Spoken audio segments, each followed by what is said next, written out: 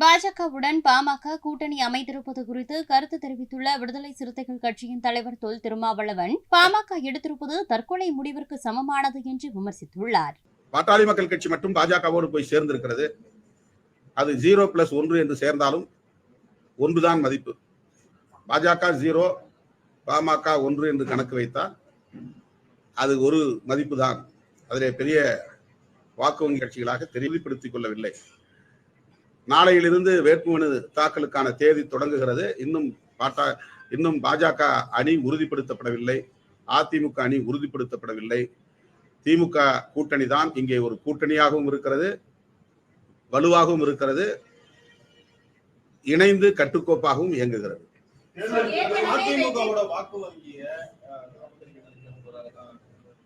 பாஜகவினர் பேசிட்டு வந்த மக்கள் இப்போ வந்து பாமகவோட வாக்கு வங்கியை வந்து தன்னுடைய பக்கம் இருக்கிறதுனால தான் அவங்க தன்னுடைய ராஜ்யசபா சீட்டை உள்ளிட்ட 10 சீட்டை கொடுத்து அவங்களோட கூட்டணியில் வாங்கியிருக்காங்க.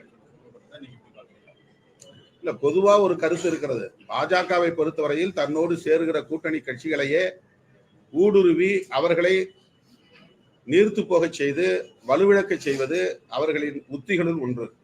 வட இந்திய மாநிலங்களில் அப்படி பல தோழமை கட்சிகளை அவர்கள் அப்படி டைலூட் செய்திருக்கிறார்கள், நீர்த்து போக செய்திருக்கிறார்கள். அதிலே ராம்விலாஸ் பாஸ்வான் தலைமையிலான கட்சி, நிதிஷ்குமார் அவர்களின் தலைமையிலான கட்சி, மகாராஷ்டிராவிலே சிவசேனா கட்சி, இப்படி பல கட்சிகளை சொல்லலாம்.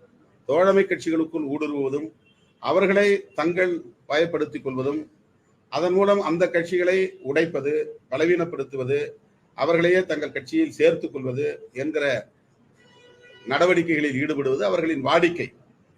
அதுபோலத்தான் இப்போது அதிமுகவையும் அவர்கள் செய்து கொண்டிருந்தார்கள், பாமகவையும் செய்து கொண்டிருந்தார்கள். இதையெல்லாம் தெரிந்தே பாட்டாளி மக்கள் கட்சி இப்படி ஒரு முடிவை எடுத்திருப்பது அதிர்ச்சி அளிக்கிறது. செய்திகளை உள்ளது உள்ளபடி தெரிந்து கொள்ள ரெஃப்ளெக்ட் நியூஸை சப்ஸ்கிரைப் பண்ணுங்க.